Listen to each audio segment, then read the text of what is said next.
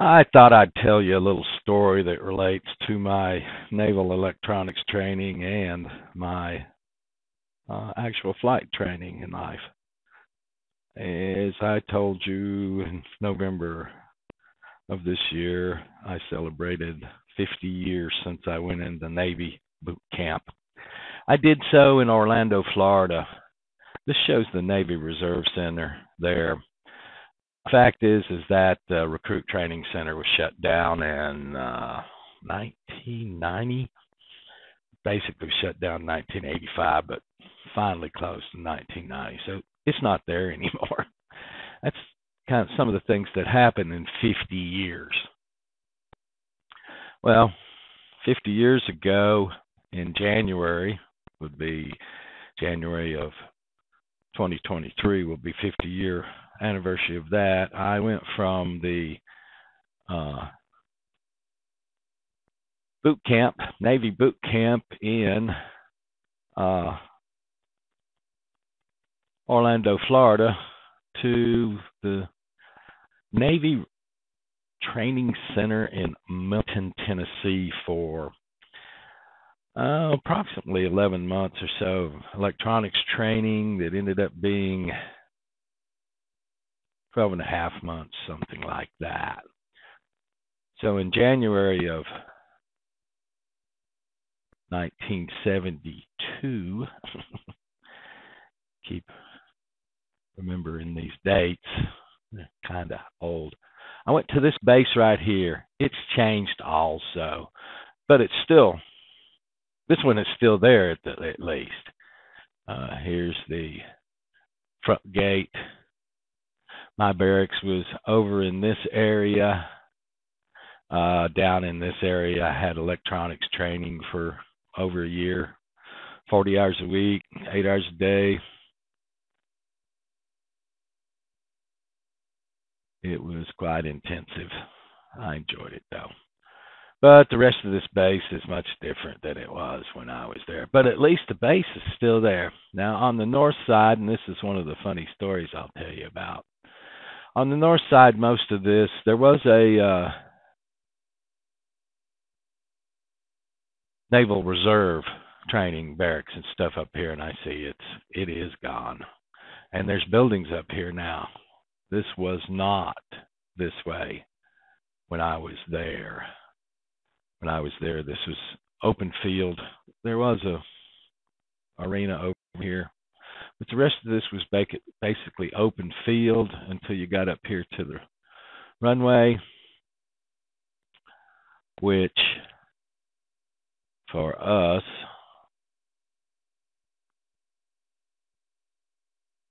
we had a flying club. I'm going to say this building right here.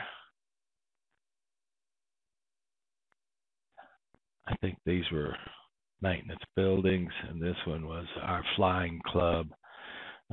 Gas pumps were over here, and we had like 10 or 12 Cessna 150s parked around here, about 6 172s. Had a T-38 trainer that the Navy had donated to us. That was a low-wing joystick type actual fighter trainer for training purposes. That was, again, donated to us. We had a Cessna Skymaster, which was a big 6-seat push-pull prop. And I think there was some 207s, 2 or 3 207s or something, Cessnas again. Most of them were all Cessna. They were all parked in this area, and this was our club. Well, boy, this was the runway we used right here, which wasn't the one the Navy pilots were using for their jet training. They used this one over here. Although I did get out one night solo after dark, still solo, and the tower did control our little runway here and the big jet's runway over here. They made me land on that one that night when I came in after dark. Boy, as I was taxiing through here and back over to our little part of the apron over here, that's when I got the call that the captain in the tower wanted to see me. So after I gassed up and parked and everything, I had to come over here and go up the back steps of the tower and go up in there and report to the captain, and I just knew my butt was going to be in big trouble. He did mention to me that I had not done a good job with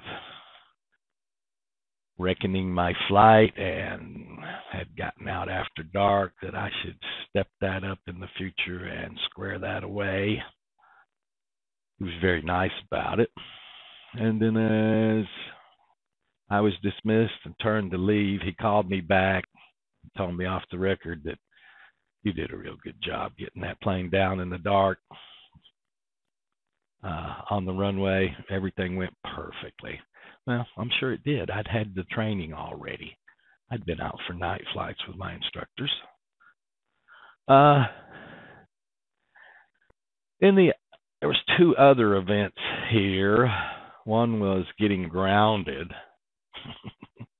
for 2 weeks by the Navy itself for getting caught out in the solo area doing accelerated stalls in the Cessna 150 while I was solo without an instructor.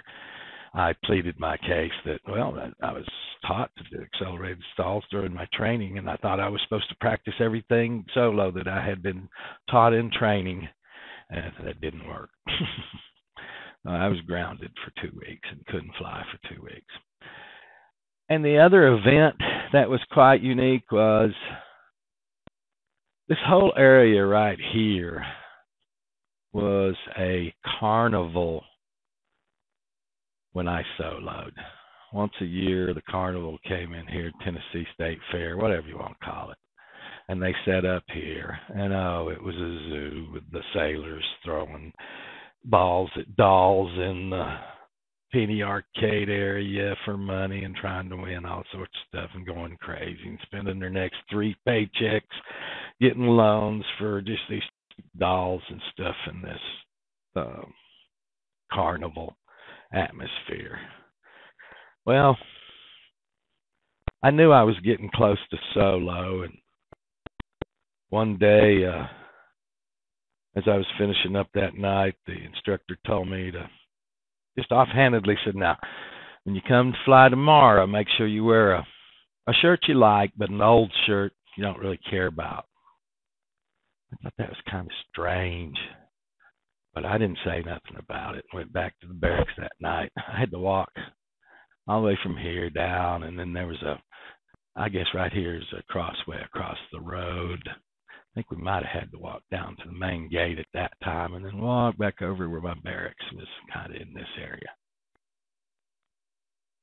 Well, the next day I went up to do my flying and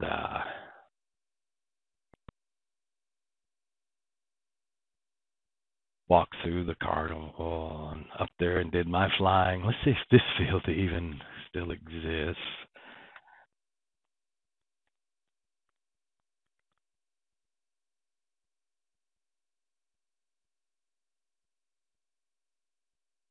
Covington, Tennessee.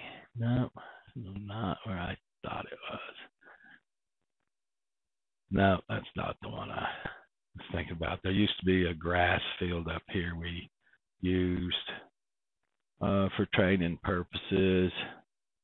And then there's another asphalt field that we were at. I actually forget the name of that one right now. It wasn't Covington. Must have been another one. We were doing some touch and goes at that asphalt field, not at this one. 20, 30 miles away from this area that day when I had landed and was taxiing down the taxiway, and the instructor said, stop right here. And when I stopped, he opened the door and got out and hollered at me, take it around the pattern one time, and slammed the door. Well, it wasn't a controlled airfield. It was Unicom you had to call out your position and stuff on the field. So it was pretty easy to solo there. So he walked away over to the side of the taxiway and waved, and I knew it was on. So I taxied on down and took off and flew one time around the pattern and landed it and picked him up, and I had done my solo. It was quite a day. Then, when we got back to this area, he and I got the ship gassed up and tied down and went back to this building. That's when all the chiefs and stuff in there circled around me and basically grabbed me, not physically or anything, but said I had been flying by my shirt tails up to that point and that I no longer needed them. And they cut the back out of my shirt from my waist up to my shoulder blades, across the shoulder blades, and back down. A nice 1.5 by 1.5, whatever size square piece of cloth out of my shirt, and wrote on it that I had soloed on this date and this time, and they pinned it up on the club bulletin board and said I could get it back when I did my check ride and got my private pilot's license. I could have it back. And boy, I had to come back down through here, walk down through here, and walk through this whole carnival with the back cut out of my shirt and the bare back of my back showing through hundreds of people that night, just as it was getting dark. But I can tell you one thing, it was no better feeling than 50 years. That's been one of the top accomplishments of my life when I was here and started working on my private pilot's license 50 years ago. And for days and days and days after that, I would go up there and rent an airplane and take it out. I did twice as much solo time as I needed to do solo time for my private ticket, and just flew around this whole area, which was really, it was great to be out in the airplane solo in this area. There's no way to explain it. You have to do it yourself. I can't tell you any other way to do things. One other thing that struck me today while I was getting ready to make this video is if you take this runway and you draw a circle around it of 5 miles.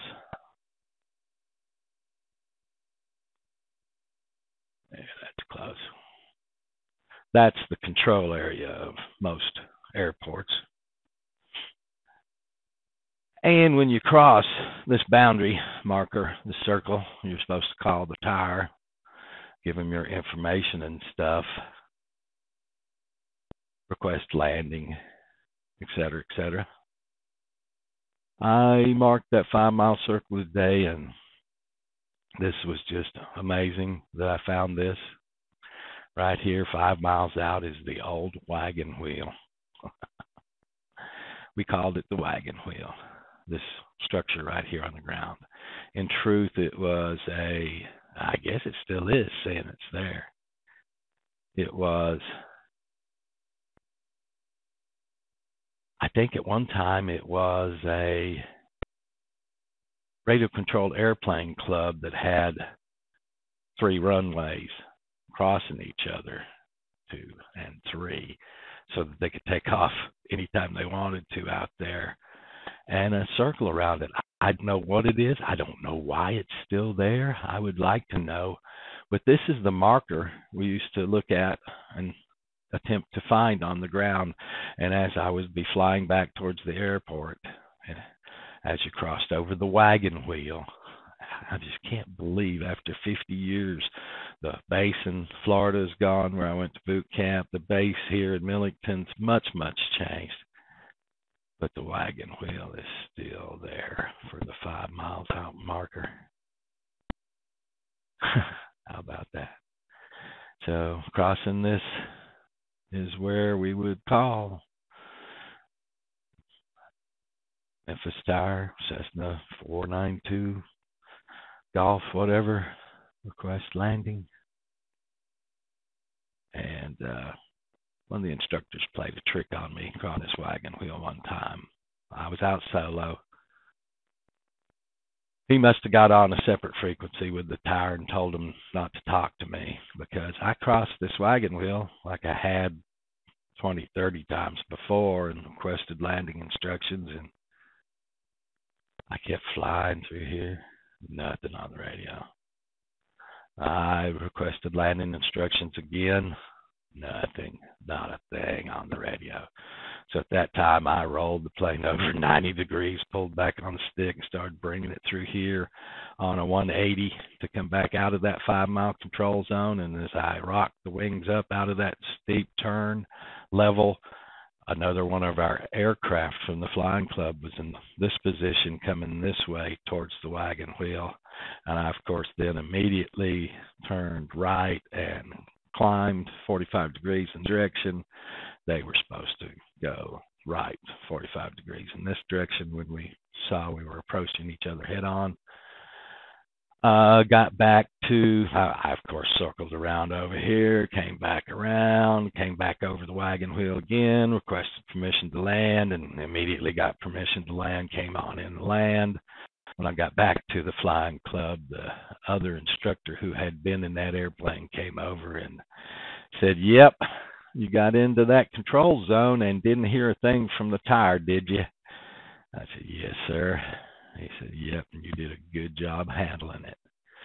I still suspect to this day he had a hand in that, and was just, they were Navy chiefs and such that were our flight instructors for that.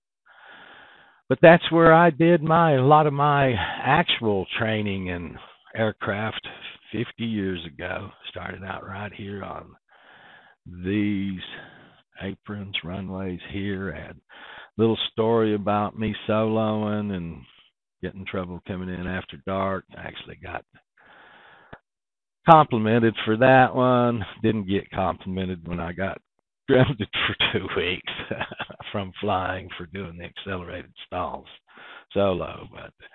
And then again, finding that the wagon wheel landmark for the 5-mile circle of that control zone is still there. Okay, guys, that's how I do know a little bit about flying real airplanes.